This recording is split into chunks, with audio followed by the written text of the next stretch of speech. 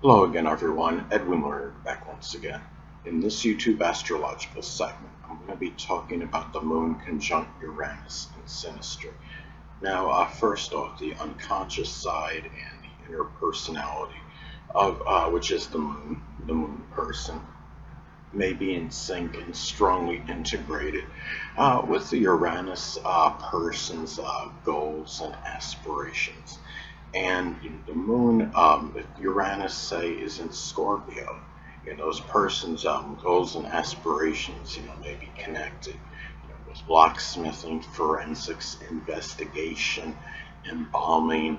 Um, it could be something with the occult, which includes astrology, recycling, insurance, taxes, as some examples. And the moon person, may feel a intense need, to be part of the Uranus person's future, and whether this is a platonic connection or whether it's a romantic and intimate connection, there still could be that strong, intense need of that moon person to be part of the Uranus person's future, and it may even be there might be an unconscious draw to this Uranus person. And the thing is, when you look at this now, if the person's Uranus has that Uranus and Sagittarius, that future may be connected with college teaching, or a lot of long distance traveling, publishing, advertising, printing, press operations, sports, doing things with the outdoors, camping, as some examples. And the thing about the synastry aspect as well is that the Uranus person, they desire certain freedom. It's something to keep in mind. My late mother and I had this synastry aspect. Um, hers was we had the conjunction in Gemini, and I feel like our connection was a little bit superficial anyway. And being in Gemini, that would play a role in that. And we had long, periods, protracted periods of separation. So the thing about this is, even though you got to remember that conjunctions, are neutral aspects, they can have good and bad qualities in them. They could be very intensifying, but it's not always all good. Now, another thing about this synastry aspect is that the moon person, may be unconsciously drawn, into to the Uranus individual. The moon person may bring comfort to if there's any instability, in that person's the Uranus person's life. If the Uranus person has the Uranus, say, in the third house, there might be some situation like with neighbors, or siblings that might be, causing some instability. Um, there can be, when you have this aspect, the synastry aspect as well, another way it could manifest, it could be where it could be an aspect of Uranus related work with the public, because the public is connected with the moon, and it could include, because we're talking about Uranus involving the conjunction, work with the public, maybe associated with astronomy, astrology, computers, electronics, aviation. It could be innovation, tech labs, as some examples, electronics.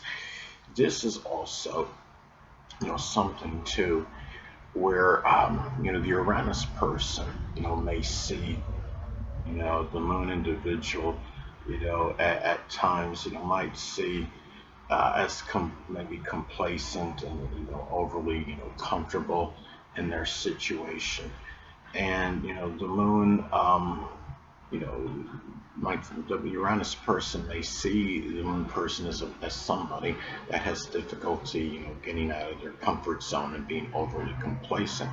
Now, the moon person may perceive the Uranus person as being overly erratic, sporadic, unpredictable, unreliable, and also to the Uranus person, in some cases may cause the moon, individual to have, some kind of unusual, feelings or emotions might have that effect on the moon person. And the thing is, this is just good. I mean, the aspect again is neutral. Conjunctions can be very intensifying and integrating. And again, the moon person may strongly feel, like doing things that are connected with the Uranus person's future, their goals, aspirations, objectives. The moon is also the past, so the Uranus person may be somebody that was really figured prominently in that person's past as a friend, just a really good friend. It could be somebody, you know, um, that might have been a little bit eccentric or unorthodox. Maybe the Uranus person had helped the moon person in something Uranus related, such as computers, electronics, astrology, astronomy, as some examples. Now, I've stated this in my earlier videos on natal placements, and it applies to synastry aspects as well. When you have never isolate any single astrological element, aspect, planetary placement, position, or what have you, and make an analysis of a person, astrologically speaking, based on that alone, because astrologically speaking, the person is the sum of all their components in their natal chart and not just one. And the same applies to synastry aspects. One synastry aspect certainly doesn't make or break a relationship or a connection. And the moon conjunct Uranus, certainly, it applies as well. There's no exception to this. And in most synastry charts, you're going to have a plethora of aspects between person A and person B. And the thing about this is you have the the moon conjunct Uranus. Like for example, on a negative side, the Uranus person, may want a lot of freedom from the moon person.